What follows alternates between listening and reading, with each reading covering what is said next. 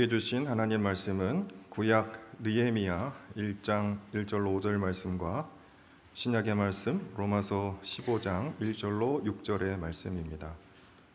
먼저 구약의 말씀 느헤미야 1장 1절로 5절 말씀을 봉독하겠습니다. 제가 가지고 있는 성경 구약 651면에 있습니다. 제가 이 말씀을 봉독할 때에 하나님의 계시의 음성을 듣게 되시기를 바랍니다. 하가랴의 아들 느헤미야가 한 말이다. 20년 기슬루월 내가 도성 수산에 있을 때에 나의 형제 가운데 하나인 하나니가 다른 사람들과 함께 유대에서 왔기에 이리로 사로잡혀 오지 않고 그곳에 남아있는 유다 사람들은 어떠한지 예루살렘의 형편은 어떠한지를 물어보았다. 그들이 나에게 대답하였다. 사로잡혀 오지 않고 그 지방에 남은 사람들은 거기에서 고생이 아주 심합니다. 업신여김을 받습니다. 예루살렘 성벽은 허물어지고 성문들은 다 불에 탔습니다. 이 말을 듣고서 나는 주저앉아서 울었다. 나는 슬픔에 잠긴 채로 며칠 동안 금식하면서 하나님께 기도하여 아랬다. 여기까지 말씀을 봉독하겠습니다. 신약의 말씀 로마서 15장 1절로 6절의 말씀입니다. 이제 말씀을 봉독합니다. 믿음이 강한 우리는 믿음이 약한 사람들의 약점을 돌보아 주어야 합니다. 우리는 자기에게 좋을 대로만 해서는 안 됩니다. 우리는 저마다 자기 이웃의 마음에 들게 행동하면서 유익을 주고 덕을 세워야 합니다. 그리스도께서도 자기에게 좋을 대로만 하지 않으셨습니다. 성경에 기록하기를 주님을 비방하는 자들의 비방이 내게 떨어졌다 한 것과 같습니다. 무엇이든지 전에 기록한 것은 우리에게 교훈을 주려고 한 것이며 성경이 주는 인내와 위로로서 우리로 하여금 소망을 가지게 하려고 한 것입니다. 인내심과 위로를 주시는 하나님께서 여러분이 그리스도 예수를 본받아 같은 생각을 품게 하시고 한 마음과 한 입으로 하나님 곧 우리 주 예수 그리스도의 아버지께 영광을 돌리게 해 주시기를 빕니다. 아멘. 기독교의 오랜 역사 속에서 모든 시대를 살았던 순전한 그리스도인들의 한결같은 몸부림과 고백이 있었습니다. 바로 그리스도를 본받는 것, 그것이 신앙의 온전한 목표였습니다. 사도 바울이 그랬고 고대교회 순교자들이 순교의 순간에 그랬고 또 중세 수도사들이 그랬고 또 종교개혁자들도 하나같이 그리스도를 본받는 것, 그것이 신앙과 영성의 가장 중요한 부분이라고 보았습니다. 교회가 뒤틀릴 때마다 세속화로 망가질 때마다 그리스도를 본받는 것, 그것이 교회 개혁의 목적과 방향이 되었습니다.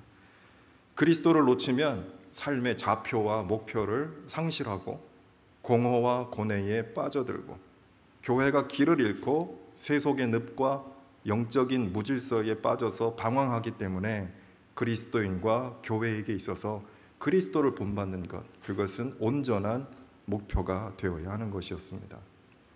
그리스도인, 그 이름 그대로 그리스도를 본받는 사람, 영어로 Christ-like person이에요. 크리스찬, 그리스도를 닮은 사람들.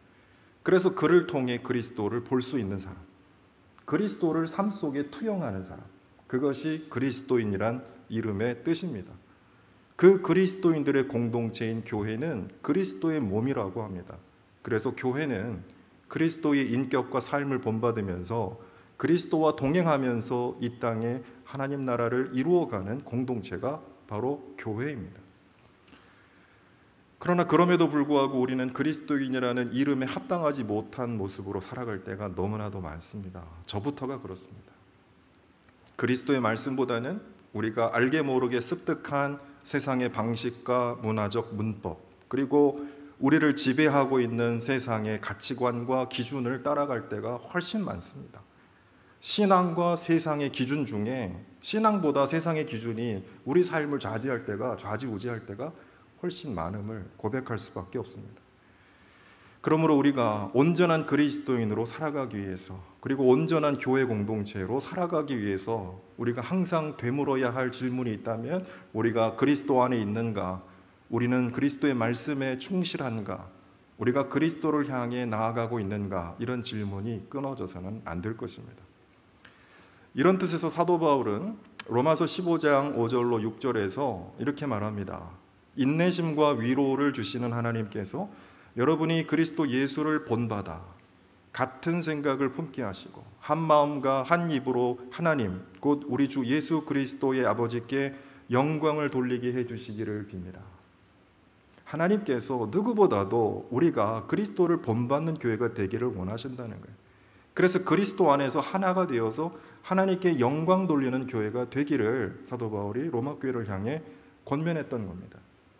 참된 그리스도인 진정한 교회로 살아가기 위해서 무엇보다도 그리스도 예수를 본받는 것이 가장 중요하고 이를 위해서 하나님께 끊임없이 간구해야 한다는 거죠. 그래서 우리 교회도 올해 표어로 그리스도를 향해 모든 면에서 자라나는 교회 이렇게 정하고 올 한 해 기도하면서 분투하고 있습니다. 여러분 기도하며 분투하고 계시죠?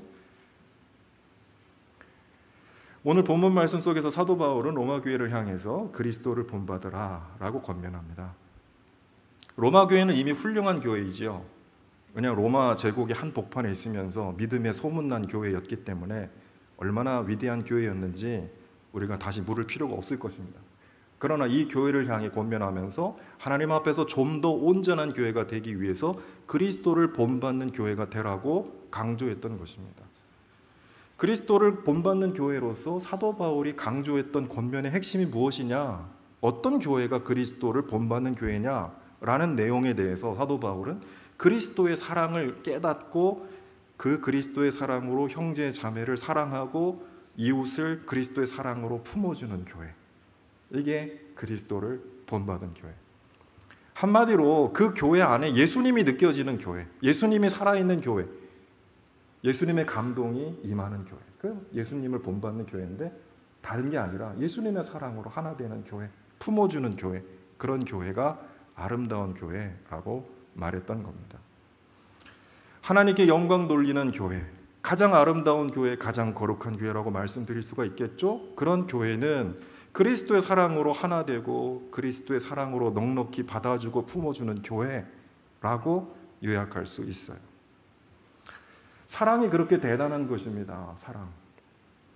사도 바울은 사랑이야말로 신앙의 모든 것이라고 강조하였습니다. 우리가 오늘 읽지는 않았지만 로마서 13장 9절로 10절을 보면 사도 바울은 이렇게 말합니다. 모든 계명은 내 이웃을 내 몸과 같이 사랑하여라 라는 말씀에 요약되어 있습니다. 성경에 여러 가지 말씀들이 있고 여러 가지 가르침들이 있고 여러 가지 계명들이 있지만 그 모든 계명은 이웃을 내 몸과 같이 사랑하라, 이 말씀 속에 다 들어있다는 거예요. 사랑은 율법의 완성이다 라고 사도 바울은 덧붙여 이야기하고 있습니다. 여러분 잘 아는 사랑장, 고린도전서 13장이죠. 거기에서 사도 바울은 뭐라고 말합니까? 예언도 사라지고 방언도 그치고 지식도 없어지겠지만 사랑은 결코 없어지지 않는다 라고 말했습니다. 그러면서 믿음과 소망과 사랑은 항상 있을 것인데 그 중에 으뜸은 사랑이다 라고 강조하였습니다. 사랑이 없으면 믿음도 소망도 힘을 잃는다라는 것입니다. 교회가 아무리 위대한 진리를 선포해도 사랑이 없으면 울리는 꽹과리에 지나지 않는다. 교회가 아무리 훌륭한 일을 많이 하고 위대한 역사를 이루어내도 사랑이 없으면 아무것도 아니다. 사랑이 모든 것이다 라고 강조했습니다. 믿음도 소중한 거잖아요. 교회에서 믿음이 얼마나 소중합니까? 우리가 하나님 나라를 믿고 소망하는 소망도 상당히 중요한 것이잖아요. 그러나 그런 믿음과 소망조차도 사랑에 비하면 아무것도 아니다라는 거예요. 사실 하나님을 믿는다라고 하는 거, 또 하나님 나라를 소망한다라고 하는 거, 그 믿음과 소망도 그 본질은 사랑이다라고 사도 바울은 이해하고 있었던 거죠. 하나님을 믿는다는 것은요, 그 믿음의 본체가 무엇입니까? 우리를 사랑하신 하나님께 우리를 온전히 의탁한다는 것 아니겠습니까? 그래서 그 믿음이란 결국 하나님 은혜에 대한 절대적인 신뢰와 사랑이라는 것이죠. 믿음은 다른 말로 하나님께 대한 사랑이라는 거예요. 그 하나님의 사랑이 있으니까 우리가 고난과 어려움 중에도 낭망하지 않고 낙심하지 않고 하나님이 우리를 구원하실 거다, 이 소망을 가지고 살아가는 것인데 이게 얼마나 우리에게 위로가 됩니까? 우리가 정말 바닥에 떨어져도 인생의 밑바닥에서 헤맬 때에도 하나님이 우리를 끝까지 지키실 거야, 그런 믿음과 소망이 있기 때문에 우리가 견뎌내는 것 아니겠습니까? 그 소망조차도 결국 하나님의 사랑에 대한 절대적인 신뢰라는 거예요. 사도 바울이 이해한 것처럼 사랑의 실체도 소망의 실체도 사랑이다. 그러므로 사랑이 모든 것이다. 이렇게 사도 바울은 보았던 겁니다.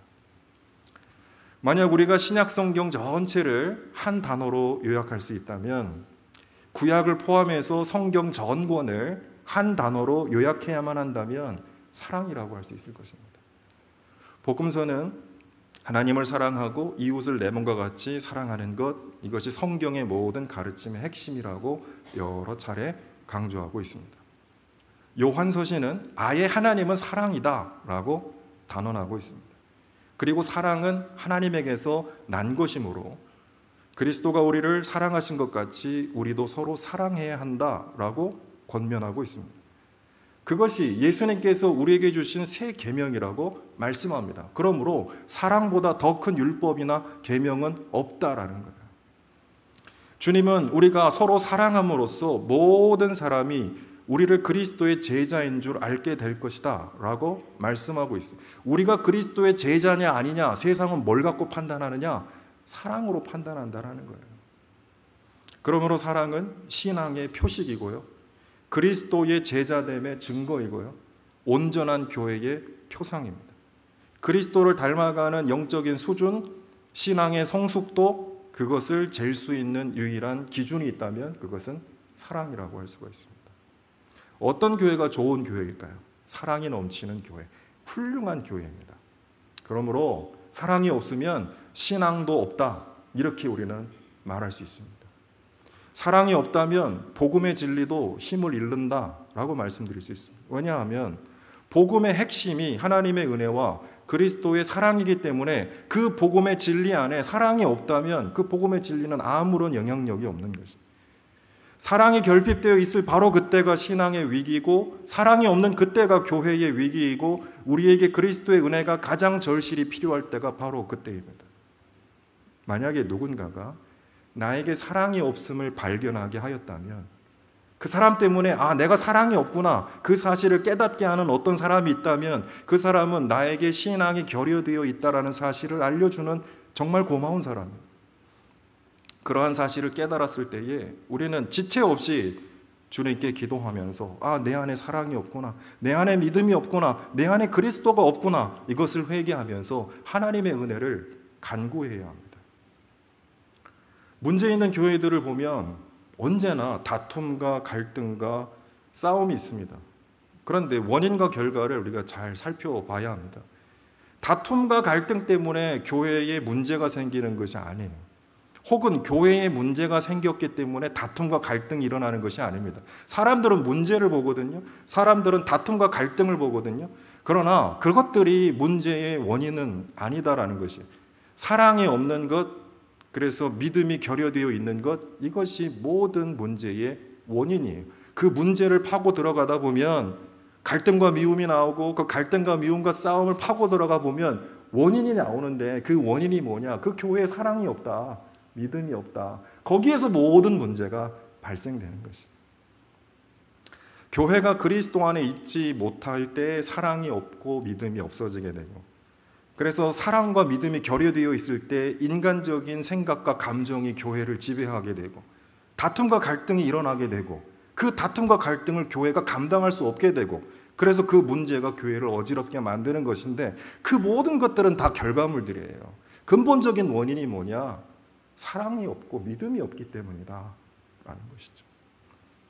문제가 교회를 어렵게 하는 것이 아니라 사랑과 믿음이 없어서 교회가 그 문제 앞에 넘어지게 되는 것입니다. 사도 바울은 교회가 그리스도를 본받게 되면 같은 생각을 품고 한 마음과 한 입으로 하나님께 영광을 돌린다라고 말합니다. 같은 생각, 한 마음, 한 목소리, 그리스도 안에서 하나된 교회가 하나님께 올려드려야 할 가장 영광스러운 찬송입니다. 하나님이 우리에게 받으시기 원하시는 가장 아름다운 찬송. 오늘 성가대도 찬양을 참 잘했지만 하나님께서 우리에게 받으시기 원하시는 가장 아름다운 찬송은 뭐냐? 교회가 하나 되어서 하나님 안에 사랑으로 연합되어 있는 것, 그것이야말로 하나님이 우리에게서 받기 원하시는 최고의 찬양이다 라고 말씀하고 있습니다. 나의 생각, 나의 마음, 나의 주장, 나의 목소리, 이것들을 계속 끊임없이 주장하면 그것이 교회의 상처가 되고 분열의 씨앗이 됩니다. 여러분 한번 생각해 보세요. 저마다 자기 생각, 자기 목소리를 힘주어 주장한다고 생각해 보십시오. 여러 사람들이 있는데 자기 의견을 포기하지 않고 계속 주장한다고 생각해 보세요. 그런 교회의 사랑과 평화가 있을 수 있겠습니까? 오늘도 우리 성경 공부 시간에 이그나티우스 공부하게 될 텐데요. 고대교회 순교자였죠. 이그나티우스가 필라델피아 교회에 보낸 서신에서, 여기서 말한 필라델피아는 지금 미국에 있는 필라델피아가 아니고 지금의 터키 필라델피아, 거기 교회에 보낸 서신에서 분열과 분노가 있는 곳에 하나님이 계시지 않습니다. 이렇게 말합니다. 분열과 다툼이 있는 곳에는 하나님이 계시지 않습니다라고 얘기해요. 그러면서 분열을 피하고 교회의 일치를 추구하십시오. 그리스도께서 아버지를 닮으신 것처럼 여러분도 그리스도를 닮는 사람들이 되십시오라고 힘있게 권면하였습니다. 싸우고 분열하는 곳에는 하나님도 계시지 않는다는 거예요. 그러므로 교회는 그리스도를 닮아가야 하고 분열을 피해야 하고 사랑으로 하나 되어야 합니다. 그러므로 교회는 그리스도의 생각, 그리스도의 뜻, 그리스도의 말씀으로 굳건히 세워져 나가야 됩니다. 우리 각자가 그리스도의 생각과 그리스도의 뜻과 그리스도의 말씀에 귀 기울이고 기꺼이 순복하고 온전히 따를 때에 우리는 그리스도 안에서 하나가 되고, 그런 교회는 그리스도의 사랑으로 세상을 품게 되고 그 교회를 통해 하나님은 영광 받으시게 된다라는 것입니다. 그리스도를 본받는 교회가 되기 위해서 로마서 15장 1절에서 사도 바울은 뭐라고 말하고 있습니까? 그리스도를 본받는 교회, 어떤 교회, 어떻게 하면 이런 교회가 될 수 있을까? 15장 1절에서 사도 바울은 우리는 자기에게 좋을 대로만 해서는 안 됩니다. 그 이유는 3절에서 그리스도께서도 자기에게 좋을 대로만 하지 않으셨습니다 라고 말합니다. 그러면서 사도 바울은 믿음이 강한 사람이 믿음이 약한 사람들의 약점을 돌보아 주어야 합니다 라고 말합니다. 그리하여 저마다 자기 이웃의 마음에 들게 행동하면서 유익을 주고 덕을 세워야 한다라고 강조합니다. 요약하면 그리스도를 본받는 교회는 세 가지예요. 첫 번째, 강한 사람이 약한 사람의 약점을 돌보아 주는 것. 두 번째, 자기 유익을 추구하지 않으면서 오히려 이웃의 유익을 추구하는 교회. 세 번째, 그렇게 해서 그리스도의 덕을 세우는 교회. 이 세 가지의 모습, 이것이 그리스도를 본받는 교회라는 것이에요. 초대교회는 많은 인간적인 약점과 상황적인 한계가 있었음에도 불구하고 그러한 교회, 즉 그리스도를 본받는 교회로 살았기 때문에 박해받는 로마 사회에서도 영향력 있는 교회로서 지역사회에 뿌리를 내리고 사람들에게 퍼져나가며 굳건하게 성장했던 것입니다. 오늘날에도 이런 교회들이 있다면 얼마나 아름다운 교회, 얼마나 행복한 교회가 되겠습니까? 이런 교회는 지역사회의 또 이웃들에게 얼마나 감동적인 교회가 되겠습니까? 이런 교회는 하나님께 얼마나 큰 영광을 돌리겠습니까? 자기를 자랑하고 앞세운 교회, 자기를 자랑하고 앞세우는 교회는 하나님께도 합당하지 않지만 세상으로부터도 외면을 당합니다. 그러나 자기를 낮추고 그리스도를 앞세우고 그리스도를 본받는 교회는 사람들에게도 칭송을 받지만 하나님을 기쁘시게 하는 교회가 될 것입니다. 초기 한국교회 역사를 보면은 사람들에게 칭찬을 받고 또 하나님께 영광이 되는 아름다운 신앙의 모습들이 참으로도 많았습니다. 저는 그런 모습들이 한국교회가 또 한국 사회에서 성장한 근본적인 이유라고 생각합니다. 교회가 여성과 아이들을 소중히 여겼고 천민과 하층민들과 가난한 사람들을 그리스도 안에서 차별하지 않고 형제와 자매로 존중하면서 환대해 주었고, 병든 자, 장애인, 소외받는 이웃들에게 복음을 전하면서 그리스도 안에서 하나가 되었고, 척박한 삶의 환경 속에서도 하나님 나라의 소망을 나누었기 때문에 세상은 교회가 전하는 복음에 귀를 기울였고 복음의 메시지는 생명력이 있었던 것입니다. 왜냐하면 사람들이 복음 안에서 사랑의 감동을 느꼈던 것이고 신앙의 위대함을 경험할 수 있었던 것이고 오늘의 희망과 내일의 소망을 발견하였기 때문입니다. 강한 자가 약한 자를 지배하고 억압하는 사회 속에서 오히려 교회는 그리스도를 본받아서 약한 사람의 약점을 돌봐주었고, 자기 이익의 혈안이 되어서 다른 사람을 이용하고 착취하는 그런 세상 속에서 교회는 자신이 희생하고 손해를 보면서까지도 이웃에게 유익을 주었기 때문에 그 남다른 모습 속에서 사람들은 감동을 느꼈고, 그런 복음의 진리가 세상을 변화시켰던 것입니다. 지금 많은 학자들이 연구하고 있어요. 포스트 코로나 시대 한국교회 위기, 그리고 한국교회는 어떻게 이 과제, 이것을 돌파해 나갈 건가, 그 과제에 대해서 여러 학자들이 고민하고 있습니다. 이번에 기독교 학회의 주제도 포스트 코로나 시대 한국교회의 사명과 과제, 벌써 몇 년째 이 주제로 학회를 하고 있는지 몰라요. 그만큼 화두이죠. 이 코로나 시대에 교회가 어떻게 거듭나야 할 것인가. 저는 코로나 시국에 한국교회가 회복해야 될 그 복음의 진면목이 이런 것이라고 봅니다. 오늘 사도 바울이 너무나도 적확하게 정확하게 잘 우리에게 권면하고 있어요. 교회가 복음으로 새롭게 되고 세상을 이롭게 할 비결이 저는 여기에 있다고 봅니다. 그리스도의 십자가가 대답이에요. 그래서 십자가가 교회 한복판에 걸려 있는 거예요. 이게 교회입니다. 이게 복음이에요. 이게 우리가 살아가야 될 삶의 내용이에요. 이거 없으면 교회도 신앙도 아무것도 아닌 게 되는 거죠. 이 십자가의 내용이 무엇입니까? 강한 자가 약한 자를 돌보아 주는 거예요. 자기의 이익이 아니라 다른 사람의 이익을 위해서 살아가는 것이에요. 자기가 희생해서 다른 사람을 세우는 것이에요. 그래서 죽음과 절망을 생명과 희망으로 변화시키는 거예요. 그래서 인간들의 이념과 신념을 이루는 것이 아니라 이 땅에 하나님 나라의 덕과 가치를 이루는 것이에요. 그것이 십자가의 사랑이에요. 그리스도교는 교리로만 전한 것이 아니에요. 저 십자가가 삶의 내용으로 녹아들었기 때문에 사람들이 거기에서 감동을 받았던 것입니다. 교회가 회복해야 할 복음은 그리스도의 십자가의 사랑이에요. 삶에서 나타나는 그리스도의 사랑, 이것이 우리가 붙들어야 될 신앙의 내용이고 우리가 살아가야 될 삶의 내용이다라는 말씀이죠. 그리스도의 십자가는 희생과 헌신으로 이루어진 사랑의 능력이었습니다. 그리스도의 희생과 헌신으로 우리가 구원과 유익을 얻은 것입니다. 마찬가지로 그리스도를 본받는 교회도 자기를 부인하고 자기 십자가를 짊어지는 그런 헌신과 책임이 뒤따르지 않는다면 우리는 교회 안에서나 교회 밖에서나 십자가의 사랑의 능력을 발휘하기가 어려울 것입니다. 우리가 주님을 따르기 위해서 감당해야 할 헌신과 책임의 몫이 있다라는 것이에요. 그러나 그 헌신과 책임은 의무나 부담감이 아니라 하나님께서 그리스도를 통해 부어주시는 사랑, 거기서부터 비롯되는 힘이라는 겁니다. 십자가를 얘기하면 자꾸 이 희생을 강요한다, 헌신을 강요한다, 이렇게 부담을 느껴야 할 것이 아니라 우리가 그리스도를 본받으면서 그리스도를 따라가야 할 그런 근본 동기에서 이런 삶이 나와야 한다는 겁니다. 우리를 향한 그리스도의 사랑, 그리고 하나님이 이루실 구원의 역사에 대한 소망과 비전, 이것이 우리가 감당해야 할 그리스도의 십자가의 사랑의 비전과 또 헌신의 동력, 동기가 되는 것입니다. 하나님은 그리스도를 본받아서 기꺼이 헌신과 책임을 감당하려고 하는 사람들에게 오늘 본문 말씀과 같이 충만한 인내심과 위로를 주신다고 말씀합니다. 하나님께서 그리스도를 본받을 만한 힘과 능력을 주신다는 거예요.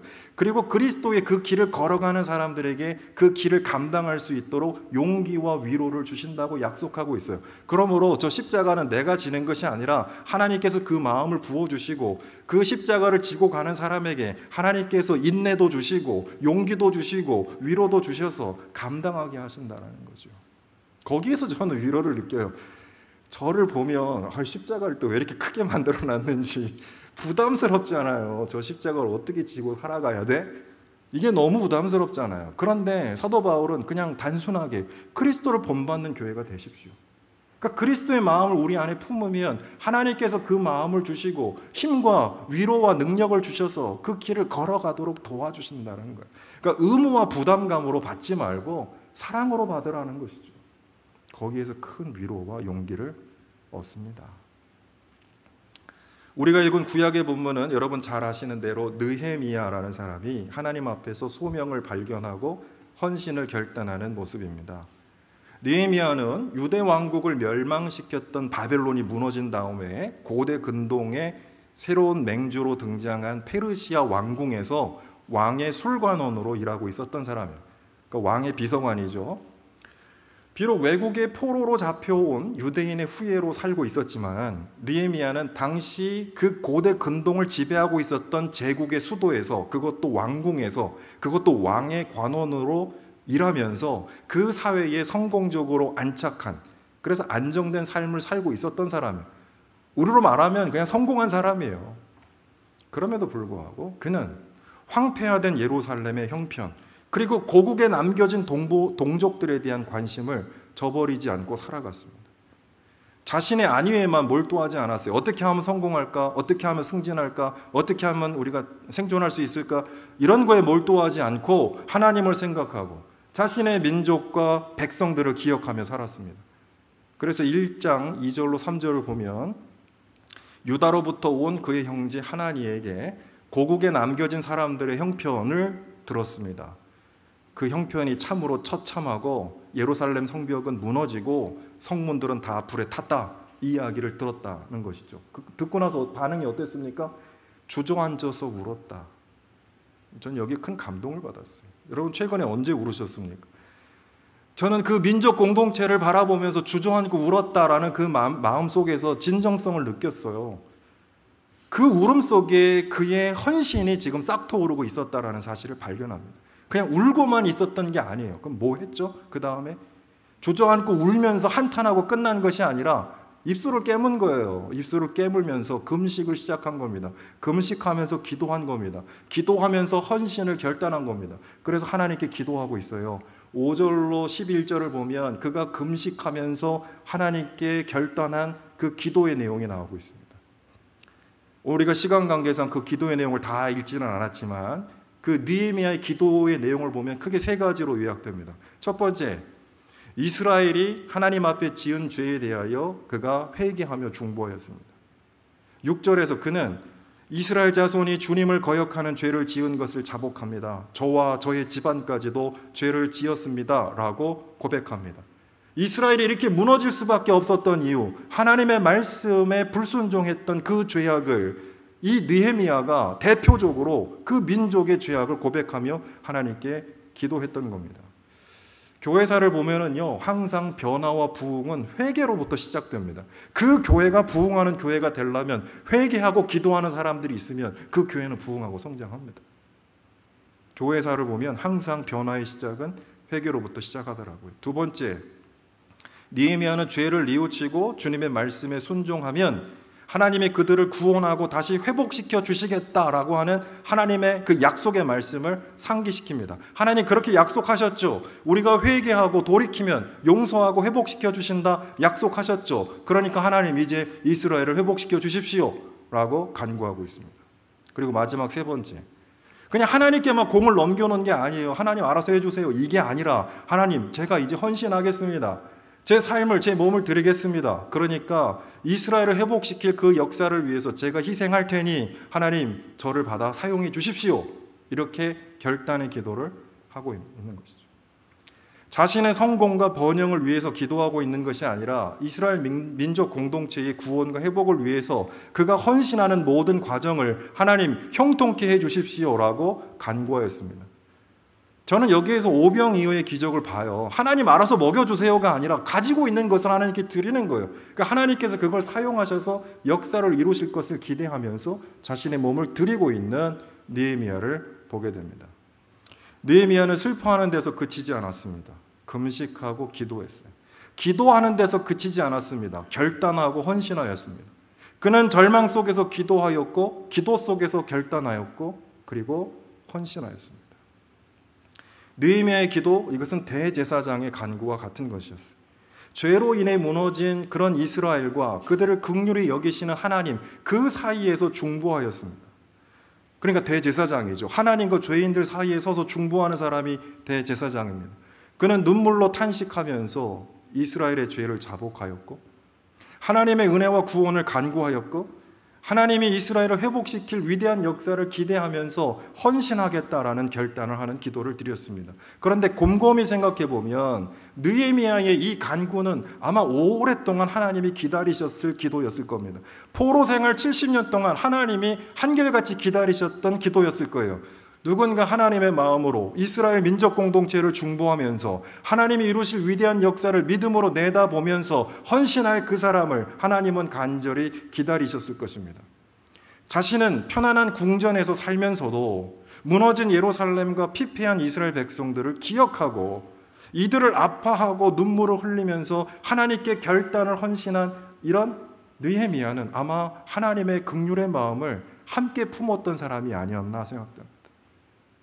하나님의 마음을 느헤미야가 공감하였기 때문에 저는 이러한 헌신의 기도를 느헤미야가 할 수 있었다라고 봅니다. 그럼 이 마음을 누가 부어주었을까요? 저는 하나님이 느헤미야에게 이 안타까운 마음, 이 헌신의 마음을 부어주셨고 그 하나님의 마음과 느헤미야의 마음이 만나서 느헤미야의 헌신의 기도가 이루어졌고 하나님 바로 그 사람을 통해서 이스라엘 민족 공동체를 회복하는 위대한 역사를 하셨구나라는 사실을 발견하게 됩니다. 약한 자에 대한 책임감, 고통받는 백성들에 대한 긍휼과 연민, 자신을 헌신하여 연약한 자를 돌보고 고난 중에 있는 공동체를 회복시키고자 하는 마음, 그것은 느헤미야의 마음이 아니라 하나님의 마음이었다라는 거예요. 하나님이 그 마음을 느헤미야에게 부어주셨다는 거예요. 느헤미야가 하나님의 마음으로 그 마음을 받았을 때 그 안에서 하나님의 역사가 시작되고 있었다. 그는 연약하고 부족한 사람이었지만 하나님께서 그를 들어서 사용하셔서 그 작은 사람의 헌신을 통해서 이스라엘 민족 공동체를 회복하는 위대한 역사를 이루셨다라고 우리는 이해할 수 있습니다. 이처럼 하나님은 그리스도의 마음을 품고 헌신하는 사람들에게 그 마음을 부어주시고 그 사람들을 통해 무너진 사회와 영혼을 회복시키시면서 황폐한 땅에 하나님 나라를 이루시는 분이다라는 것을 느헤미야를 통해 우리가 깨닫기를 원합니다. 사랑하는 교회 여러분, 말씀을 정리합니다. 느헤미야의 기도와 헌신이 무너진 이스라엘 공동체를 하나님 안에서 회복시켰던 것처럼 하나님은 우리의 간절한 기도와 사랑의 헌신으로 우리 교회를 새롭게 하고 우리 교회를 통해서 세상을 치유할 구원의 역사를 이루어가기를 원하십니다. 우리 각자가 그 하나님의 마음을 품는 사람들이 되어야 하지 않겠습니까? 그 놀라운 변화는 나의 결단에서 시작되는 것이 아니라 하나님의 그 마음을 우리에게 부어주실 때 시작이 되는 것이고 그 마음을 동일하게 우리가 품을 때 우리 안에서 하나님의 역사가 약동하기 시작한다라는 사실을 우리가 기억해야 할 것입니다. 그래서 우리 생각, 우리 마음, 우리 목소리를 내려놓고 우리가 그리스도의 마음, 그리스도의 뜻, 그리스도의 말씀에 귀 기울이고 순종할 때 하나님 우리에게 그리스도의 마음을 부어주셔서 우리를 통해 놀라운 역사를 이루실 거다라는 믿음으로 나아가는 저와 여러분 다 되실 수 있기를 주의 이름으로 부탁합니다. 기도하겠습니다. 사랑의 하나님 감사합니다. 오늘 사도 바울의 말처럼 우리가 그리스도를 본받아 하나님의 영광을 드러내는 교회가 되게 하여 주옵소서. 하나님께서 그 마음을 우리에게 부어주실 때 우리가 하나님의 그 위대한 마음을 품어서 하나님이 원하시는 그 놀라운 역사를 우리를 통해 이뤄가게 하시고 느헤미야처럼 하나님의 마음에 합한 그런 순종의 마음으로 하나님이 이루실 위대한 역사를 우리의 삶을 통해 나타내는 우리 모든 대학교의 모든 교우들 다 될 수 있도록 주님 축복하여 주옵소서. 우리 주님 예수 그리스도 이름으로 기도드리옵나이다. 아멘. 주님, 사도 바울의 권면처럼 우리가 그리스도를 본받는 교회가 되게 하여 주옵소서. 믿음이 강한 자가 약한 자의 약점을 돌보아주고 자기의 유익을 굳이 아니하고 이웃의 유익을 구하며 그리스도의 덕을 세워나가는 그리스도를 본받는 교회가 되게 하여 주옵소서. 하나님께서 우리에게 그리스도의 마음을 부어주실 때 그 사랑에 감동되어서 교회를 섬기고 하나님을 사랑하는, 이웃을 사랑하는 그런 귀한 교회로 우리 교회가 자라날 수 있도록 우리를 축복하여 주옵소서. 하나님, 우리에게 허락하신 모든 것이 하나님으로부터 온 것입니다. 우리의 시간과 재능과 물질이 다 주님의 것입니다. 우리가 하나님의 사람이며 또 이 모든 것이 주님의 것임을 우리가 인정하면서 하나님께 귀한 예물을 구별하여 드립니다. 11조 감사헌금, 또 주정헌금, 월정헌금, 선교헌금, 구제헌금, 그리고 여러 가지 소원을 담아 드리는 이 모든 예물을 주님께서 기쁘게 받아주시고 이 물질 사용될 때마다 하나님의 영광이 드러나는 귀한 역사가 나타날 수 있도록 인도하여 주옵소서. 우리 성도들의 모든 삶의 그런 과정과 삶에 나아가는 길을 주님께서 아시고 지켜주시며 형통하게 인도하여 주셔서 사업에 궁핍함이 없게 도와주시고 가정에 평안하게 하시고 공부하는 자들에게 지혜를 주시고 일하는 자들에게 능력을 더하여 주시며 몸이 아픈 자를 위로하시고 치유하여 주시며 관계가 헝클어진 모든 사람들에게 관계를 회복시켜 주시며 우리가 구하고 기도하는 모든 것들 넘치도록 채워주시는 주님의 풍성한 은혜가 우리 모든 교우들과 가정에 임할 수 있도록 주님 인도하여 주옵소서. 하나님, 특별히 우리 교회가 임직자 선출을 앞두고 있습니다. 하나님 마음에 합한 귀한 사람들 잘 세워주게 하여 주시고 우리 교우들이 합심하여 기도하며 하나님의 사람들을 세워나가는 이 일에 큰 은혜 있게 하여 주시고 세워진 직분자들 통하여 교회가 더욱 성장하고 또 발전할 수 있도록 주님 이 모든 과정을 주관하여 주옵소서. 하나님, 또한 우리 지역사회 고통당하는 이웃들을 주님 긍휼히 여겨주시고 또 전쟁과 공포로 고통당하는 많은 세계의 주님의 백성들 위로하시고 치유하시고 세계 열방에서 선교하는 모든 선교사님들 주님께서 능력으로 붙들어 주옵소서. 특별히 우리 주일학교 또 우리 중고등부 또 여름 성경학교를 기다리고 또 준비하고 있사오니 우리 어린 영혼들이 이 말씀의 잔치 속에서 영적으로 성숙하는 귀한 은혜가 있게 하여 주시고 또한 청년부 수련을 통하여 우리 청년들이 더욱 영적으로 성장할 수 있도록 주님 축복하여 주옵소서.